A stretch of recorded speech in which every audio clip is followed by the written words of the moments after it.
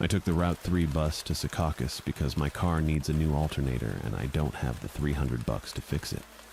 That's the kind of detail that matters when you're trying to understand why I didn't just leave. The shift started at 11. I got there at 10:45 because I'm always early to things I don't want to do. Some kind of nervous habit.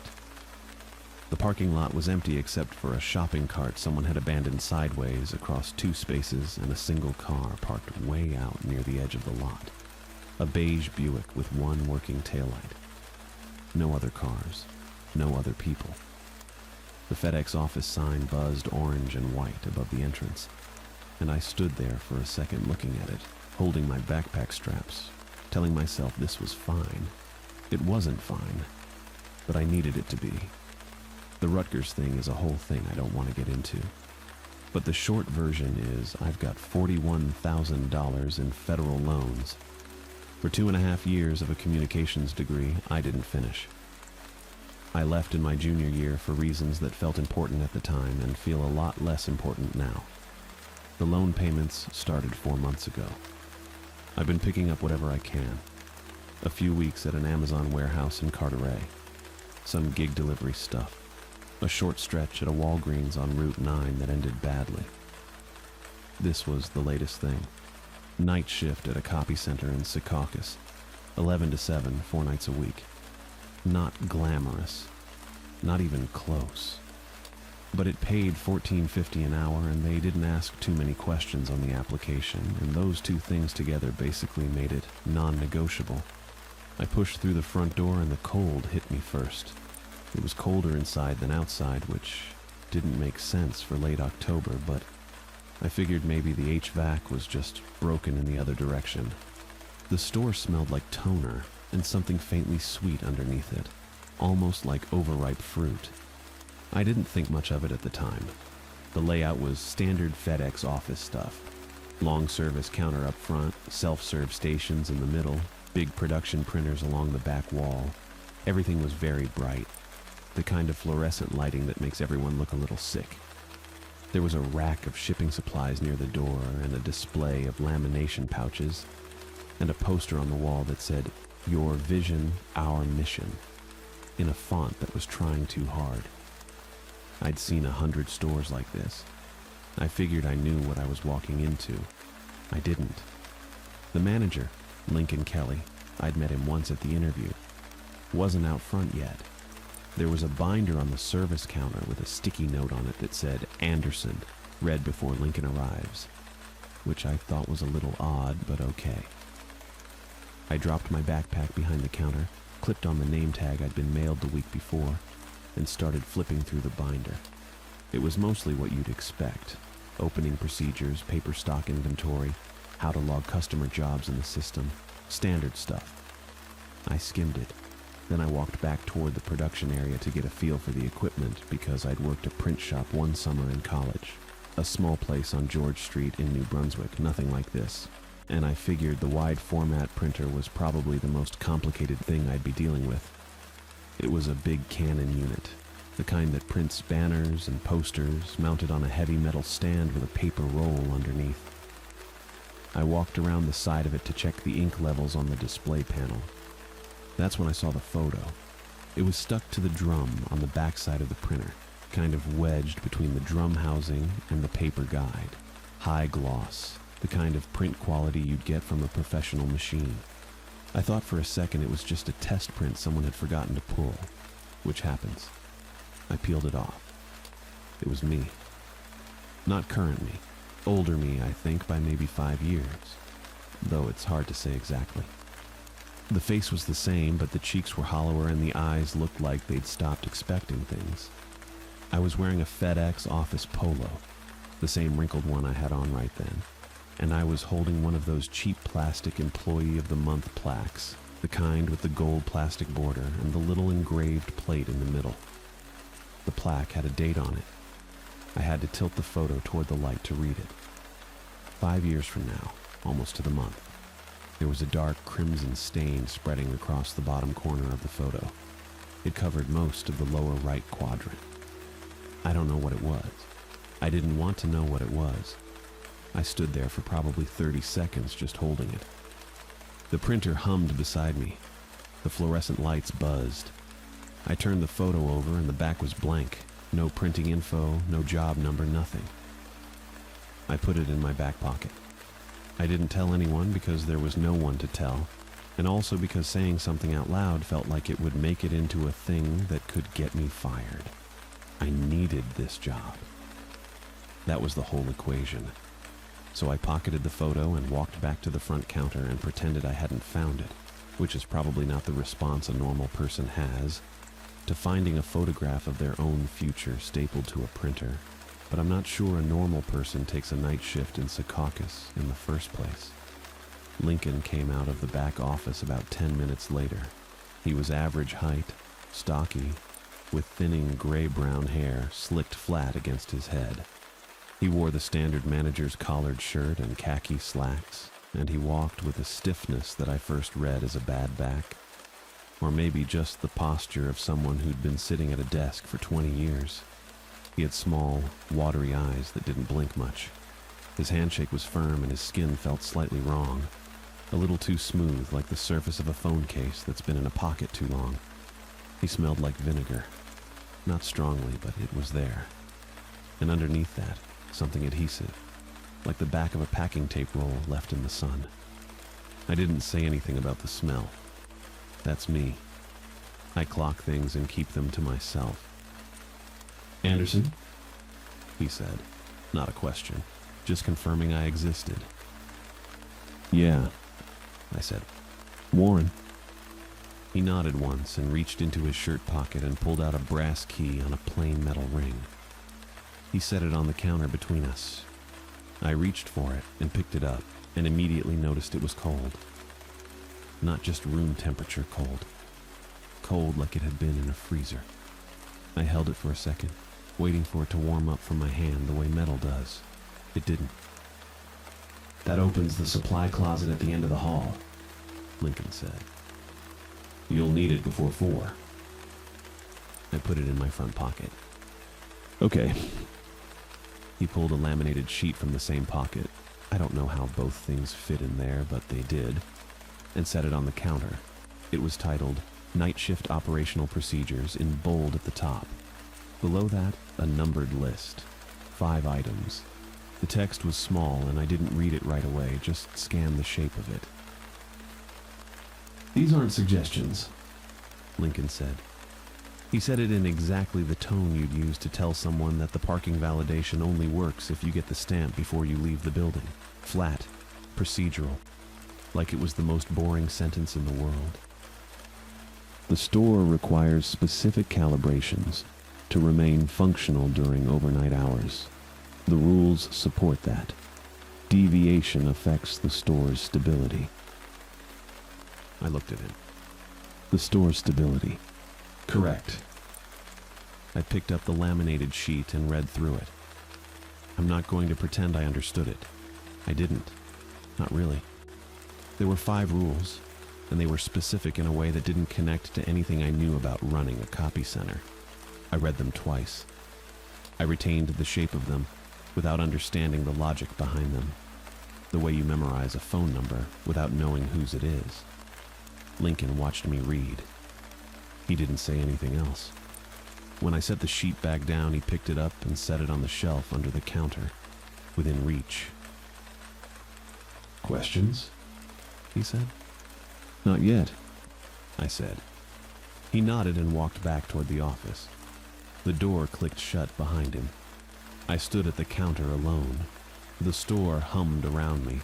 The cold key sat in my pocket, and the photo sat in the other one, and the laminated rules were on the shelf below my hands, and the shift had barely started. The first hour I mostly just tried to look busy. That's the honest answer. I didn't know where anything was, I didn't know the machine codes, and the laminated rules were sitting under the counter in a way that made me not want to touch them again too soon. So I walked the floor, checked paper trays, straightened a rack of mailing envelopes that didn't need straightening, found a Sharpie on the floor near the self-serve stations and put it in the cup by the register. That kind of thing. Useful enough to justify existing in the space. The store was quiet in a specific way.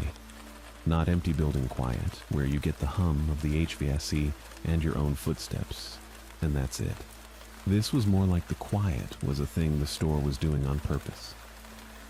The fluorescent lights buzzed at a frequency I could feel in my back teeth. The wide format printer in the corner ticked every 40 seconds or so, even though nothing was queued to print. I checked the queue twice. Nothing. It just ticked. I kept moving. There was a section near the back wall I hadn't looked at yet. Past the self-serve copiers, past the lamination station, past a shelving unit with about 30 varieties of binder that nobody in Secaucus was buying at 2 in the morning. Back there, against the wall, was the industrial shredder. It was a big one, the kind businesses rent time on to destroy whole boxes of documents. Came up to my chest. Gray housing, black feed slot, a power cord as thick as my thumb running to the wall. It had a paper sign taped to the front, handwritten in blue marker. Broken. I didn't think much about it. Equipment breaks. I made a mental note to ask Lincoln about it in the morning and started to walk past. The shredder turned on. Not loud. That was the thing. It didn't lurch or rattle or do anything dramatic. It just started running, smooth and steady, the grinding mechanism cycling at normal operating speed. The sound of it was exactly what a shredder sounds like when it's eating paper, except there was no paper. I stopped walking. I looked at it. The feed slot was empty. The collection bin at the bottom was empty. It was just running. I figured it was a glitch. Some kind of timer function, or a reset cycle. I reached for the power switch on the side panel. Don't. I pulled my hand back fast. The voice came from inside the machine, from the feed slot specifically, or somewhere close to it. It was a man's voice, low and strained, with the particular quality of someone speaking through clenched teeth. Not distorted the way you'd expect from a machine. Just muffled, like he was in the next room with the door mostly closed. I stood there for a second. "Hello?" I said, which in retrospect is a pretty stupid thing to say to a shredder, but I didn't have a better option. Don't feed it. The voice said. Don't put anything in, it's already full. Full of what? I said. A pause. The grinding mechanism kept cycling. Memory. It's full of 1998. There's no more room. Another pause. I put too many in. That was my mistake. Don't make the same one. I want to be clear that I was not okay with this. I was standing very still and my heart was doing something uncomfortable in my chest, and I was not okay with any of it. But I also didn't run, which I think says something about either my nerve or my financial situation. Probably the second one. "Who are you?" I said. Edwin. The voice said. Edwin Espinoza. I worked the night shift here before you. I didn't know an Edwin Espinoza. I'd never heard the name. Nobody during onboarding had mentioned a previous night worker, which I was now realizing was a gap in the information I'd been given. "What happened to you?" I said. The grinding sound changed pitch for a second, went higher, then settled back. Don't feed it. Edwin said again. His voice had gone tighter. That's the important thing. Whatever you do tonight, don't put anything in the slot. Memories, paper, anything. It doesn't matter what it looks like. It'll feel like the right thing to do. It won't be. Edwin, I said. But the shredder slowed down and went quiet, and that was it. The broken sign fluttered once from the air movement of the fan cutting off. I stood there for another few seconds. Then I backed away, slowly, the way you back away from a dog you're not sure about. I put about 15 feet between me and the machine, and then I turned around and walked toward the break room because I needed to be somewhere else immediately. The break room was small. 1 table, 2 chairs, a microwave that had seen better years, a vending machine with a flickering light over the Doritos, There was a corkboard on the wall with a printed sheet that said, Employee of the Month, and nothing else. No photo, no name. Just the header and a blank rectangle where the picture should have been. I didn't look at it for long. I was doing a thing I do when I'm unsettled, which is look for something to hold. Not for any good reason. Just tactile. I needed something solid in my hands that was definitely an object and definitely made sense. I opened the cabinet under the sink, looking for nothing in particular. There was a bottle of industrial ink solvent on the bottom shelf. Cyan label, black text, the kind of thing you use to clean print heads and flush buildup from the ink lines. I'd used it before at a different job. I knew what it was. I knew what it smelled like. Sharp, chemical, a little sweet in a way that wasn't actually sweet. I picked it up and turned it over in my hands, and it was just a bottle. A normal, heavy, full bottle of a thing I recognized. I tucked it into my belt. I don't have a great explanation for that. It just felt like the thing to do. I went back out to the floor and kept working. I restocked the tape dispensers. I figured out the code for the lamination machine.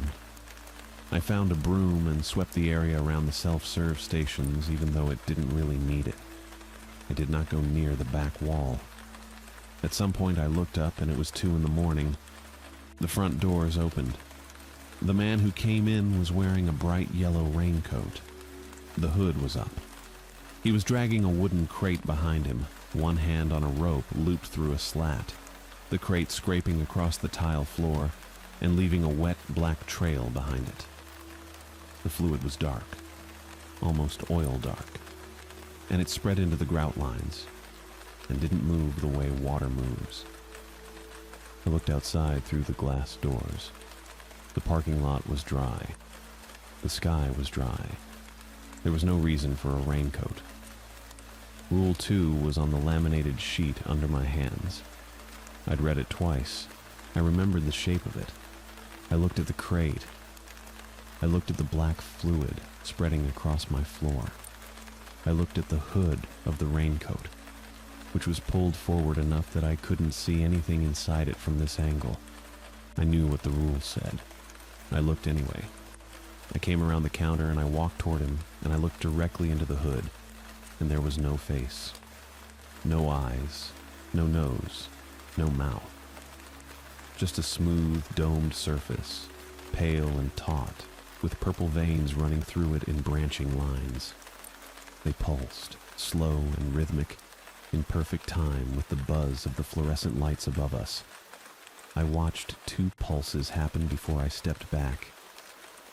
The figure moved to the counter, set something down on it. A sheet of paper folded once. Then one arm came up and pointed, slow and deliberate, toward the far end of the store.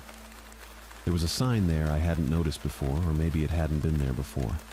White background, black text. The basement of the Atlantic. I looked at the sign. I looked back. The figure was gone. The front doors hadn't moved. It was just gone. The crate was still there, leaking black fluid onto the tile in a slow spreading pool. The folded paper was on the counter. The basement of the Atlantic sign was still up at the far end of the store, lit from below by the same fluorescence that had been pulsing in time with whatever I'd just looked into. I stood at the counter and didn't touch the paper yet. The ink solvent pressed cold against my hip through my shirt. I picked up the paper, unfolded it once. It was heavier than regular copy paper, slightly waxy, the kind of stock we used for high-gloss flyers. Whatever was on it had been drawn by hand, not printed. Dark ink, pressed hard enough that the lines had a little ridge to them when I ran my thumb across. It took me a second to understand what I was looking at. Floor plan. Small house, 2 stories, hand-drawn in that careful way where whoever did it was trying to be accurate, not artistic. Front door centered on the bottom, stairs running up the left side. The bathroom at the top with the weird offset door that never fully cleared the sink. The kitchen addition on the back right corner that my dad built in 1999 and never quite leveled right. Every window had a jagged red X through it. Every single one. I knew that house. I grew up in that house. The address was 917 Greenwood Avenue, Trenton, and I hadn't lived there since I was 18, but I knew every room on that page. The little rectangle in the upper left was my old bedroom. The rectangle next to it was the linen closet my mom kept locked because the handle was broken and she never got around to fixing it. The back room that we called the sunroom, even though it only got sun for about 40 minutes in the afternoon. All of it. Exact. I stood at the counter for a while, just holding it. The black fluid from the crate was still spreading across the tile behind me. I could hear it moving. This slow, wet sound, like it was feeling around for somewhere to go. I set the paper down flat on the counter and looked at it again like maybe I'd misread it. I hadn't. Every window read X. I didn't know what that meant, and I didn't want to think too hard about it. I went for the phone. The store had a landline on the counter, one of those flat gray office phones with a row of line buttons down the side. I picked up the receiver and dialed 911. Pressed each button deliberate, made sure I wasn't hitting anything wrong. The line was dead. Not a busy signal, not a recording, just nothing. This flat, empty silence that felt wider than a dead line should. I stood there with the receiver against my ear for a few seconds, and then the silence changed. Something came through it. A voice. Distant at first, like it was coming from the far end of a very long hallway, but getting clearer fast. A woman's voice. I knew it before I could even make out the words. I knew it the way you know your own name when someone says it. Automatic. No processing required. My mom. She was screaming my name. Warren. Except it wasn't coming out forward. It was reversed, the syllables flipped and running backwards, so it came out as this wrong, wet sound that my brain kept trying to decode and couldn't quite get there. But I knew it was her. I knew her voice. I'd known her voice my whole life.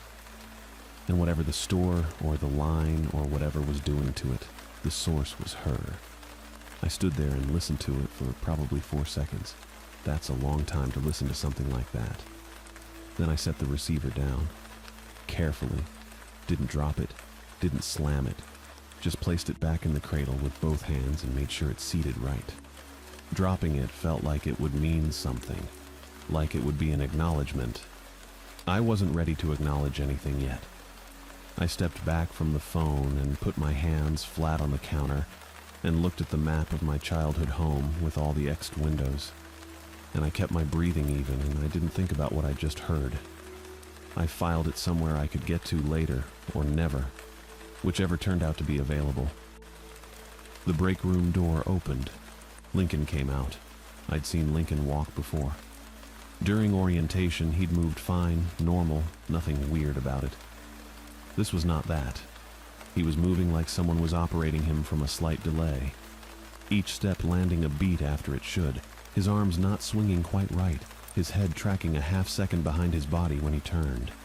Like a video file with the audio out of sync, except it was a person. Except it was whatever Lincoln was. He stopped on the other side of the counter and looked at me with those small, watery eyes, and he didn't say anything right away. I didn't say anything either. The fluorescence buzzed. The black fluid crept across the tile behind me. Then Lincoln reached up with both hands and started peeling. I don't know how else to describe it. He grabbed the skin at his collar, right below the jaw, and pulled it away from whatever was underneath, and it came off like bubble wrap. That same sound, almost. A series of small, soft pops. He worked methodically, pulling it back in sections, folding it away, and he didn't react to it at all. No pain, no expression, just procedure.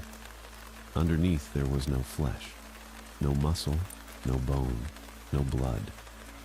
There were keys, old ones, the kind with the round bow at the top, tangled up with USB cables and phone chargers from 3 or 4 generations ago. The chunky white iPhone bricks, the old micro USB ones, a couple of the round 2-prong adapters nobody's used since the early 2000s. Packing tape wound through all of it in dense loops, holding the mass together, binding the keys to the cables to the other keys. It shifted when he moved. I could hear it, this faint rattling and rustling, like a junk drawer that had learned to walk. I didn't move. I wasn't sure my legs were available. "You've broken Rule 2, Lincoln said, same flat tone, like he was telling me the copier was low on paper. "I know," I said. "That changes the timeline." He folded the last section of skin back and set it on the counter between us like he was setting down a folder. "I want to be clear about what this place is so you understand what the timeline means." I looked at the folded skin on the counter, then back at him, at whatever Lincoln was. "Okay," I said. He explained it the way you would explain a filing system. Calm, sequential, no editorializing. The store was not a store. It had the shape of one, the signage and the equipment and the layout, but that was the lure. The organism underneath used the retail structure the way an anglerfish uses the light, to draw in something it needed. What it needed was specific, not just any employee. The hiring process filtered for blood type, but not in a medical sense. The store needed a particular chemical composition, and blood type was the fastest external marker for it. Every person Lincoln had ever onboarded had matched the requirement. I thought about the application. The part where I'd had to list my blood type, I'd thought that was an insurance thing. The laminated rules, Lincoln continued, were not safety procedures. I'd suspected that. What I hadn't known was what they actually were. Each rule, followed in sequence over the course of the night shift, introduced a specific environmental stimulus that interacted with the employee's biology in a targeted way. Gradual, incremental. The store was calibrating me, breaking me down and rebuilding the relevant compounds in a form it could use. For the wide format printer. I looked over at the wide format printer. It sat there the same way it always had, big and beige and utilitarian, with the ink cartridge panel on the front and the roll of glossy paper loaded in the back. "The printing cycle," Lincoln said, "requires organic ink. The store produces it from the employees. The rules are the preparation process." I thought about the photograph I'd found on the drum at the start of the shift. The one of me, older and hollowed out, holding the Employee of the Month plaque. The dark stain across the bottom corner. Not a stain. I didn't say that out loud. "You were not hired to work here," Lincoln said. "You were sourced."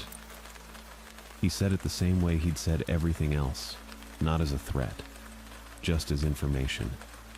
The way you'd tell someone their package was ready for pickup. I stood on my side of the counter with the map of my mom's house between us and the folded skin and the junk drawer body of my supervisor, and I thought about the debt from Rutgers and the fact that I'd needed this job and the fact that I'd taken it, and I didn't say anything for a while. The walls had started to look different. I noticed that. I didn't say that out loud either. The walls had been doing it for a few minutes before I actually registered what I was looking at. It was slow at first. The kind of slow where you keep telling yourself it's the lighting, or you're tired, or you've been staring at the same stretch of drywall for too long and your brain's filling in stuff that isn't there. The color had shifted. That's the only way I can describe it. The off-white had gone somewhere warmer and darker, and not in a good way. More like the inside of something. The texture had changed too. Not visibly, just in the way the surface caught the fluorescent light differently, like it had gone slightly soft. Like pressing your finger into it would leave a mark. I didn't press my finger into it. The rhythm was the part that got me. There was a pulse to it. The walls were moving in and out, barely. Just enough that if you watched one fixed point long enough, you could track it. Slow. Regular. Like breathing. Except walls don't breathe. Except these ones apparently did now. I stood there behind the counter and watched it happen, and felt something cold settle into my chest that had nothing to do with the air conditioning. Lincoln was still on his side of the counter, or what was left of Lincoln. The skin was folded on the floor. The keys and chargers and packing tape that made up whatever he actually was had gone still, which somehow felt worse than when he was moving and talking. At least when he was talking, I had something to focus on. I was trying to figure out what to do next when the front doors opened. The chime went off, the regular two-tone chime, the same one it had made every time someone walked in that night. Completely normal. I almost laughed. The guy who walked in was average height, average build. He was wearing jeans and a gray hoodie, the kind of outfit that makes someone completely invisible in any public space. I couldn't tell you his hair color. I couldn't tell you if he was clean-shaven. His face was... I don't know how to put this exactly. It was there, but it wasn't landing. Every time I tried to look directly at it, my eyes slid off to the side, like trying to read something written in a font that keeps shifting. I'd look, and then I'd be looking at the wall behind him instead, and I'd have to drag my eyes back, and then the same thing would happen again. His name tag was readable, though, clear as anything. White plastic, black text, the same style as mine. It said Zayden Hampton. He walked up to the counter, didn't look around the store, didn't check his phone. He came straight to the counter like he knew exactly where it was and exactly what he wanted, and he put both hands flat on the surface and looked at me. Or pointed his face at me, I guess, since the looking part was hard to confirm. I said, "Can I help you?" Because I genuinely didn't know what else to say. Old habits. He didn't answer. His right hand started moving toward me across the counter. I stepped back. There was maybe 3 feet of counter between us, and I figured that was enough. It was not enough. His arm kept coming. The hand crossed the halfway point and kept going, and the arm behind it just stretched. There's no better word. It stretched the way taffy stretches when you pull it, slow and continuous. The elbow passing over the edge of the counter, and then the shoulder, and then his whole upper body was leaning forward at an angle that a spine doesn't allow. And the hand was still coming, fingers spread, reaching for my shirt collar. I grabbed the ink solvent from my belt. I'd picked it up in the break room earlier in the night. I didn't have a specific reason at the time. It was just a solid, familiar object in a room full of things that were starting to feel wrong, and I'd tucked it into my belt loop the way you pocket something without thinking about it. I was glad I had it. I didn't know yet why it would work. I just knew the store had built this thing the same way it built everything else in here, and the solvent was the most chemically aggressive thing I had access to, and I didn't have a lot of options. I twisted the cap off and poured it over his arm. The reaction was immediate. The skin went first. It split along the forearm like wet paper, and the color drained out of it, cyan and magenta bleeding into each other and running down toward the countertop in 2 separate streams that mixed at the bottom into a bruised purple. The hand dissolved before it reached me.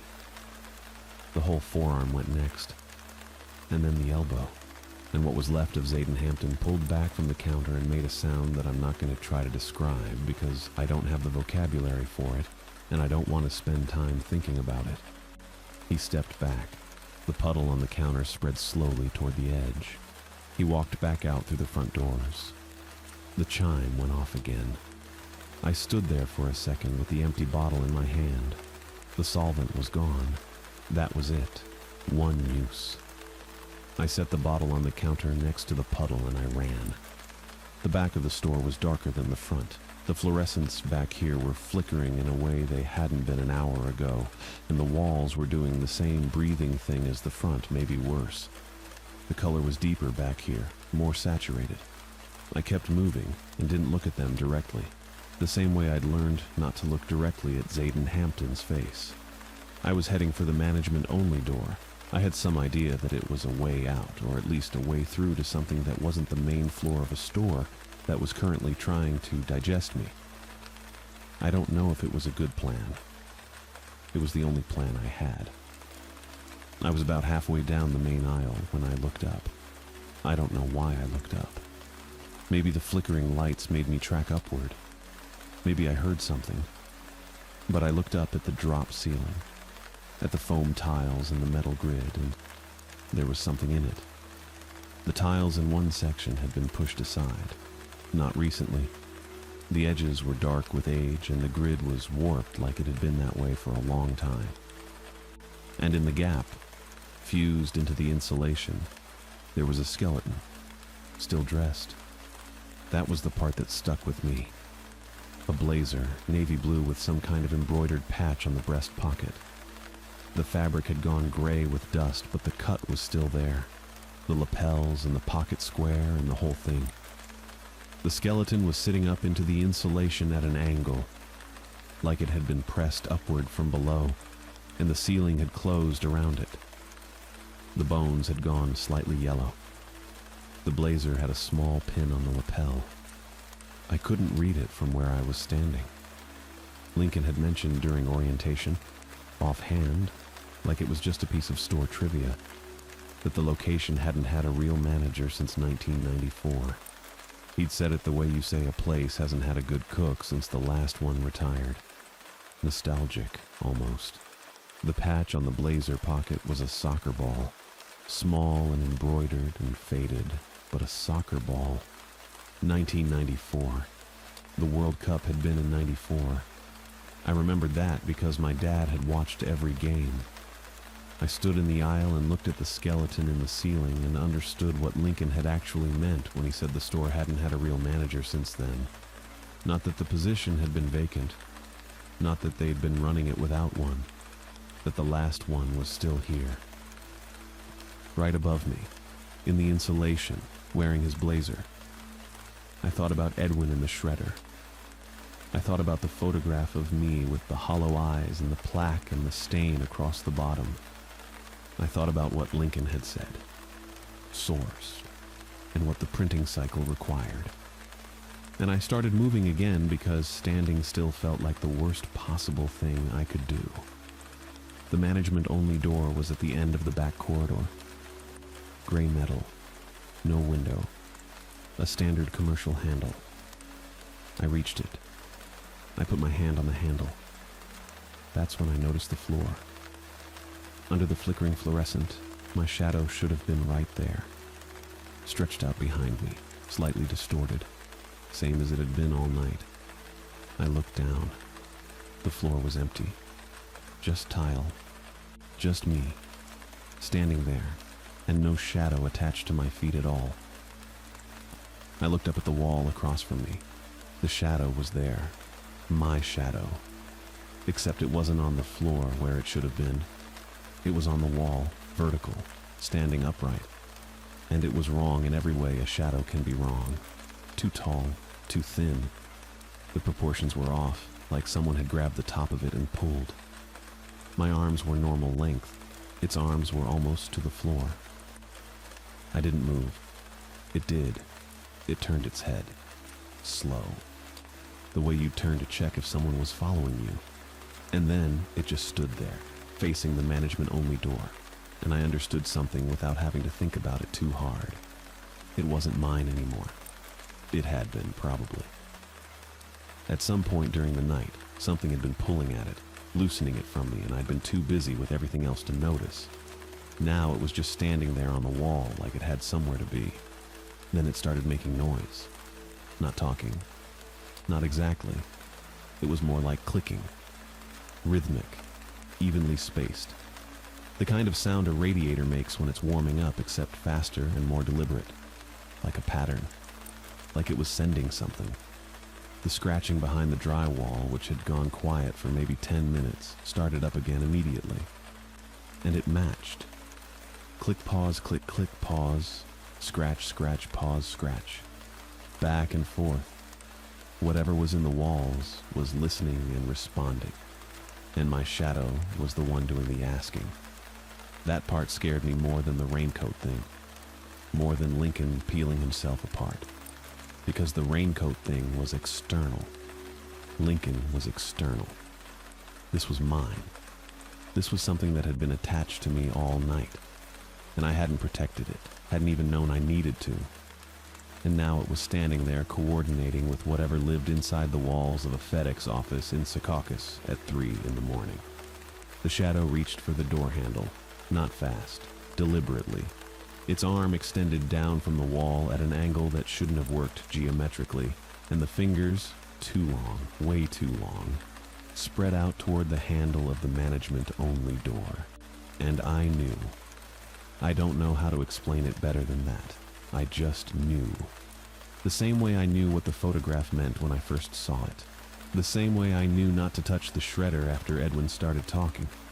I knew that if those fingers closed around that handle and the door opened, whatever was on the other side would come through and that would be it. Not it, like a bad night. It like the skeleton in the ceiling. It like Edwin in the shredder. It like the hollow-eyed version of me in the photograph, except I wouldn't even get that far. I'd go straight into the architecture. I looked around fast. There was a display rack about 4 feet to my left, one of those spinning ones that holds impulse buy stuff near a register. Pens, sticky notes, a few small accessories in plastic packaging, and sitting in a cup at the top, mixed in with ballpoints and a mechanical pencil, was a silver-plated letter opener, the kind with the flat blade and the little decorative ridge along the handle. We sold them. I'd seen them earlier and thought nobody buys letter openers at a FedEx office, which, fair, but right now I was very glad we stocked them. I grabbed it. The shadow's fingers were maybe 6 inches from the handle. I didn't think about it. I crossed the distance in 2 steps and drove the blade into the floor, at the base of the wall, right where the shadow's feet met the tile.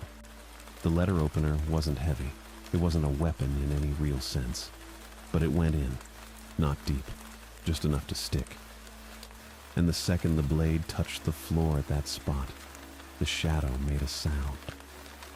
It shrieked. That's the only word.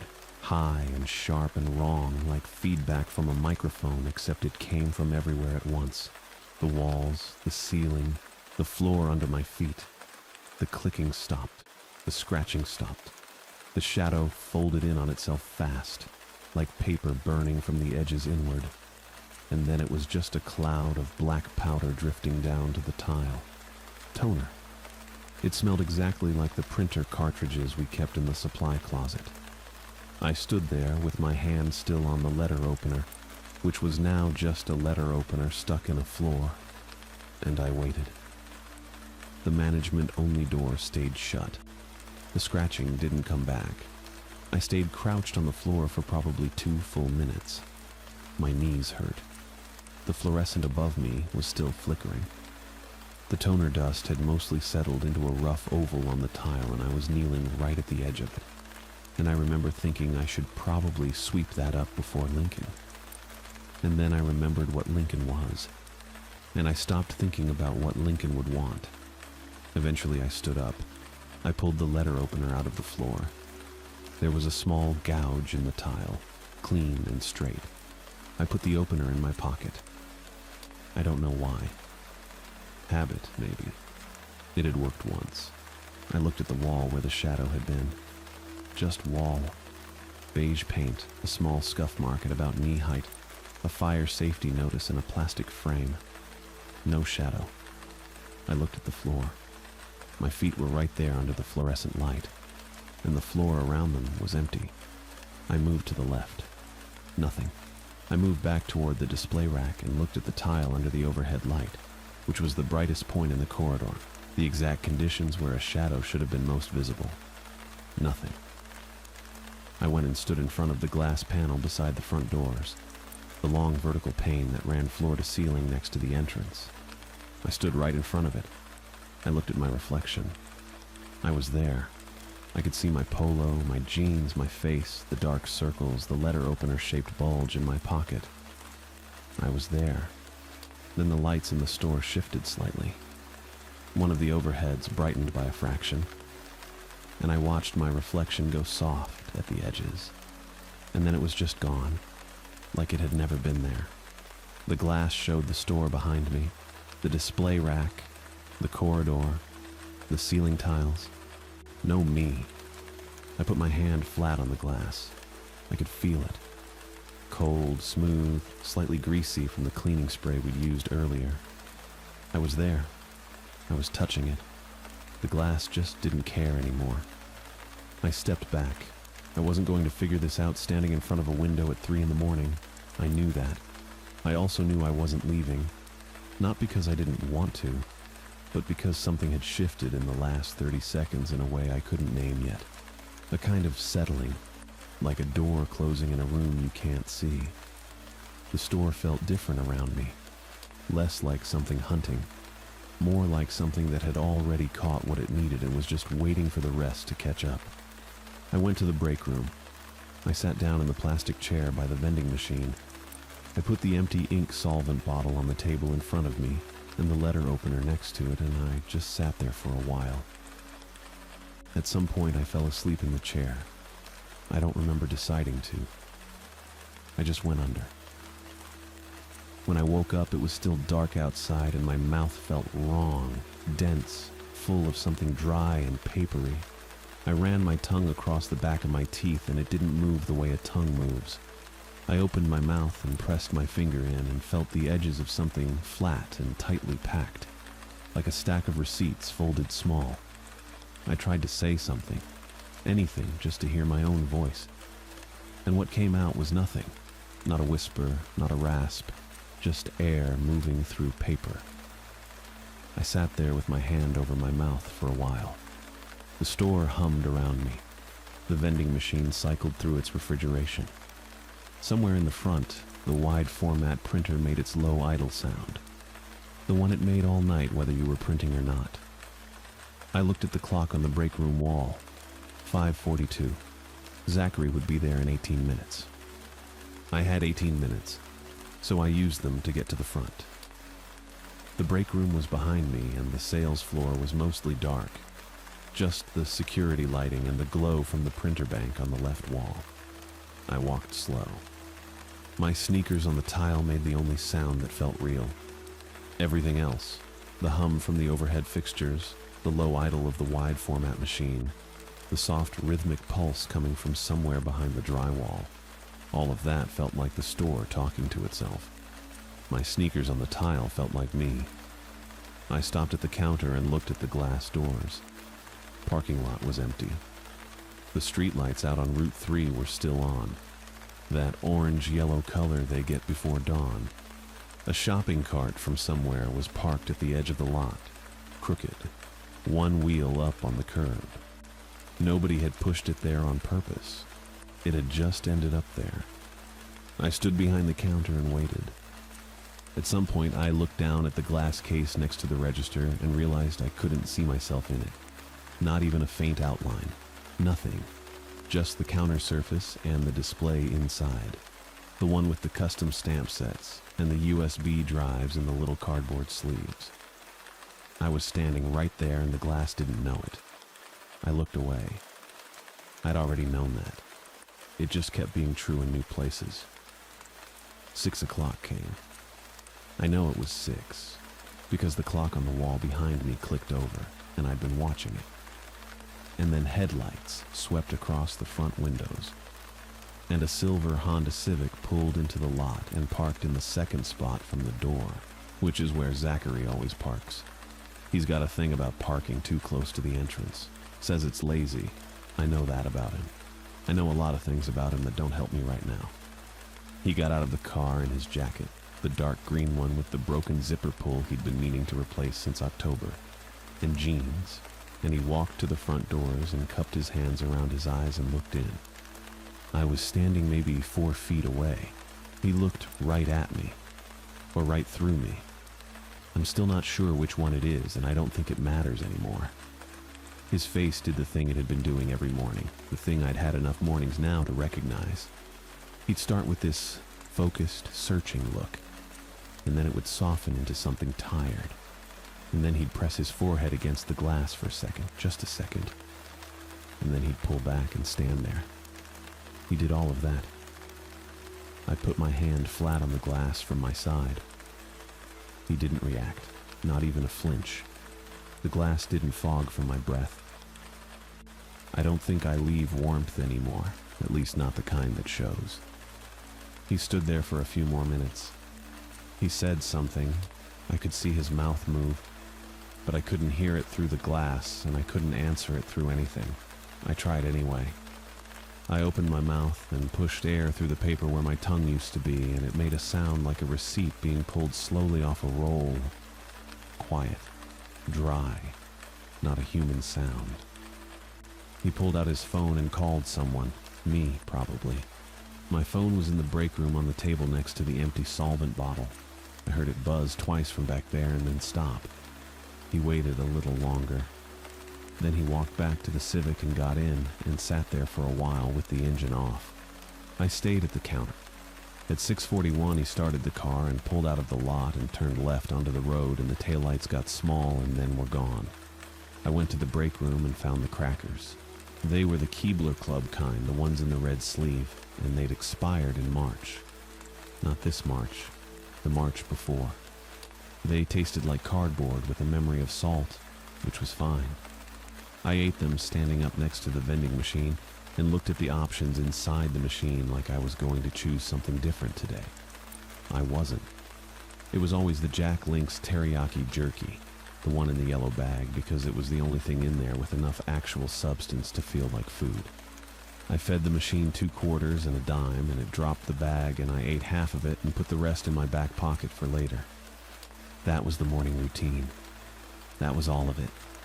The nights had their own thing. Sometime after midnight, usually around 1, sometimes closer to 2, the walls would start. It wasn't loud. That was the part that got to me more than anything, that it wasn't loud. It was just this low, steady murmur, like someone in the next room reading a list. My name was in there. I couldn't always make out the other words, but my name was always in there. And after the first few nights, I'd figured out that if I let myself listen to it long enough, something in me started to loosen, like a knot going slack. I didn't know exactly what would happen after that, and I didn't want to find out, so I ran the laminator. The store had a GBC heat seal H212 sitting on the self-service table, a big commercial unit, and it ran hot and loud, and the motor had a high-pitched whine that you could feel in your back teeth. I'd taken 3 pages from the laminated rules sheet, the ones Lincoln had given me on the first night, already laminated, and I fed them through one at a time and then fed them through again, over and over. The machine couldn't actually add more lamination to something already laminated. It just ran the pages through and heated them, and the motor screamed and the rollers grabbed, and I stood there and fed them through again. It was a stupid thing. I knew it was a stupid thing. But the whine cut right through whatever the walls were saying, and I could stand there and just be a person running a machine, which was technically what I'd been hired to do. The pages came out warm each time, slightly more yellow at the edges from the repeated heat. The first rule was still legible. Do not acknowledge any customer who enters during precipitation. I'd broken that one. The second rule under it was starting to blur.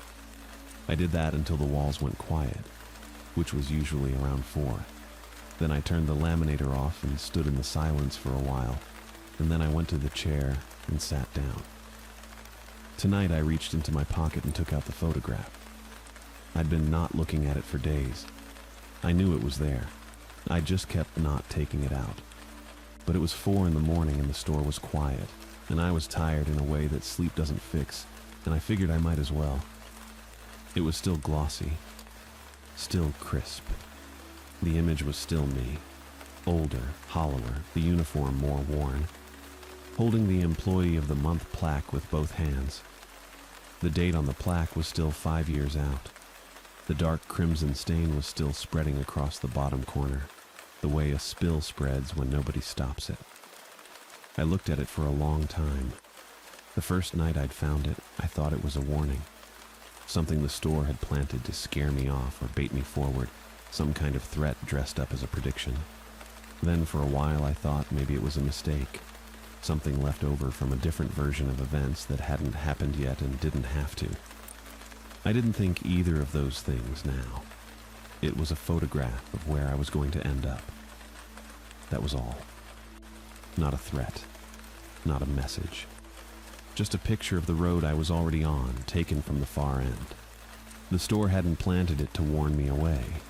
It had planted it because it already knew I wasn't going to leave, and it wanted me to know that it knew, and it had been patient enough to wait while I figured it out myself. I put the photograph back in my pocket. The empty solvent bottle was on the counter where I'd left it. I looked at it. That bottle had been the right call at the right second, and it had bought me exactly enough time to drive a letter opener into the floor and keep the door closed and anchor myself here for good. I didn't regret it. I thought about whether I regretted it, and I didn't, which was either a sign that I'd made the right choice or a sign that the store had already gotten further into me than I realized. I wasn't sure it mattered which one. Outside, the parking lot was empty. The shopping cart was still there, wheel on the curb. In 18 hours, Zachary would be back. He'd cup his hands around his eyes and look in, and I'd be 4 feet away, and he wouldn't see me, and I'd put my hand on the glass anyway. I'd do that every morning for as long as he kept coming. Maybe that was the only thing left that was still mine. The showing up, the hand on the glass. The being there, even when being there, didn't count for anything. The wide format printer idled in the dark. The walls were quiet. I put the photograph back in my pocket and sat with the hum of the store around me and waited for morning.